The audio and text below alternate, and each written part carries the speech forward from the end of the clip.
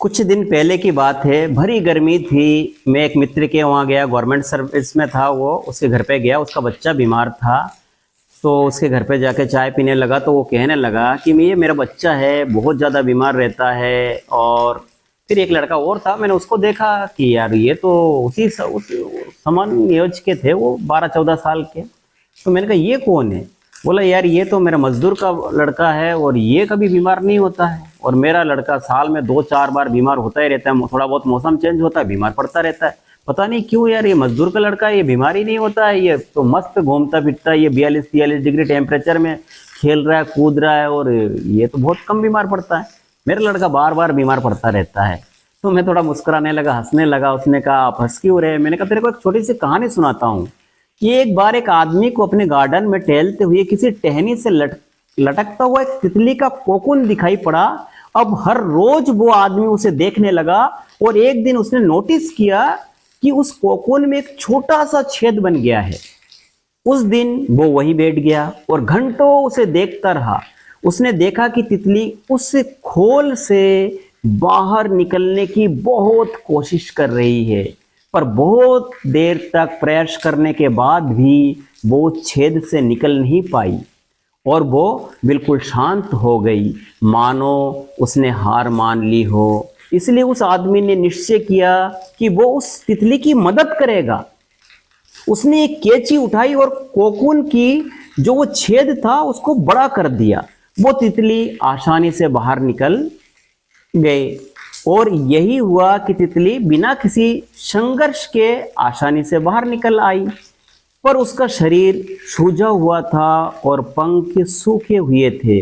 आदमी तितली को ये सोचकर देखता रहा कि वो किसी भी वक्त अपने पंख फैलाकर उड़ने लगेगी, पर ऐसा कुछ भी नहीं हुआ।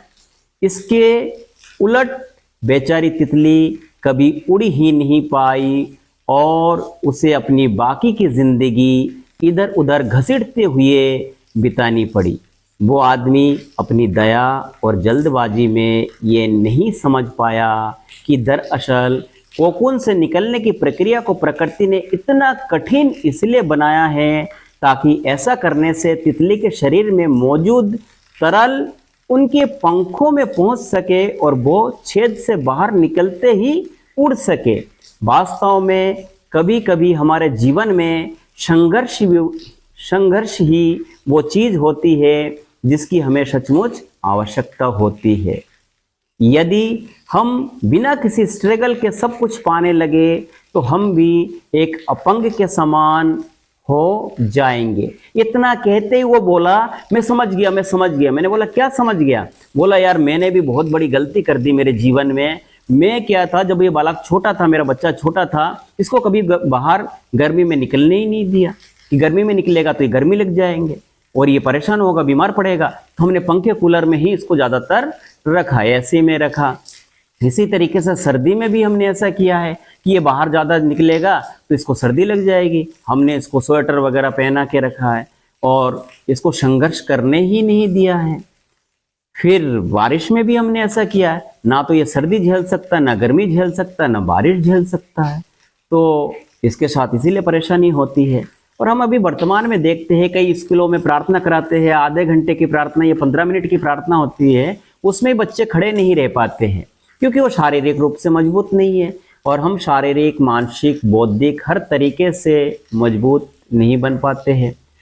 तो उन्होंने कहा यार बात तो सही है, मैंने बहुत बड़ी गलती की है, मैंने मेरे बच्चों को संघर्ष करना ही नहीं सिखाया। मैंने कहा बिल्कुल यही बात है कि अपने बच्चों को संघर्ष करने दो, उसको परिस्थिति का सामना करने दो, उसको मजबूत बनने दो, तभी वो आगे बढ़ पाएगा, जीवन में कुछ कर पाएगा।